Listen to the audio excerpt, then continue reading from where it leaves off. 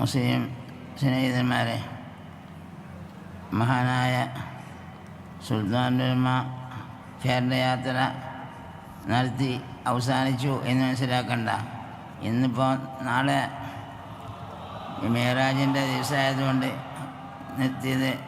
ഇത് നമുക്ക് കേരളത്തിന് മാത്രമല്ല, സുൽത്താനുലുലമൻ്റെ സന്ദർശനം ഉണ്ടായാൽ ലോകത്തൊട്ടാകെ ദീനുൽ ഇസ്ലാം ആണ് ജമിയത്തുൽ ഉലമ എന്നുള്ളത്.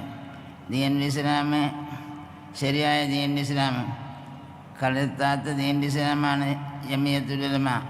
ആ ജമിയത്തുൽ ഉലമ ലോകത്തൊട്ടാകെ എവിടെ മുസ്ലിമീങ്ങളുണ്ടോ അവിടെയൊക്കെ ശരിയായ ആ ജമിയത്തുൽ ഉലമ ഉണ്ടാകാൻ ഉള്ള ഒരു കാരണം കൂടിയാണ് ഇത്. അപ്പോൾ ആരെങ്കിലും പേച്ചോരുണ്ടെങ്കിൽ പേച്ചോർക്ക് ഉപദേശിച്ച് നന്നാക്കാനും കൂടിയാണ് ജനങ്ങളെ കൂടെ എന്ന് പറഞ്ഞത്. ജനങ്ങളെ കൂടെ പറഞ്ഞാൽ പേച്ചോരെ കൂടെ ഒക്കെ എടുക്കാൻ വേണ്ടിയില്ല, പേച്ചോരെ നന്നാക്കാൻ വേണ്ടി എടുക്കാം. നെൽമള്ള കൂട്ടക്കാരെ അവിടെ നിർത്താനും അങ്ങനെ ഈ ആവശ്യത്തിനൊക്കെയാണ് ഈ കേരള യാത്ര.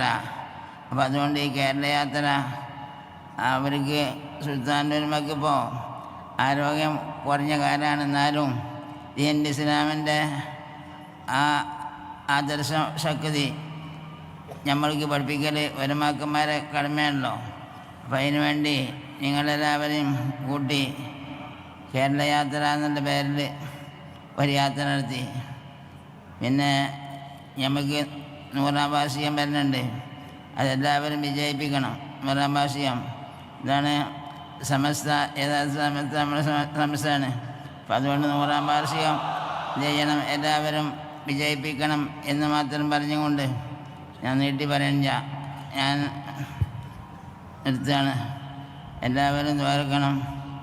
മേറാജ് രാവാണെന്ന്. അപ്പോൾ നല്ല നാളുകൾക്കൊക്കെ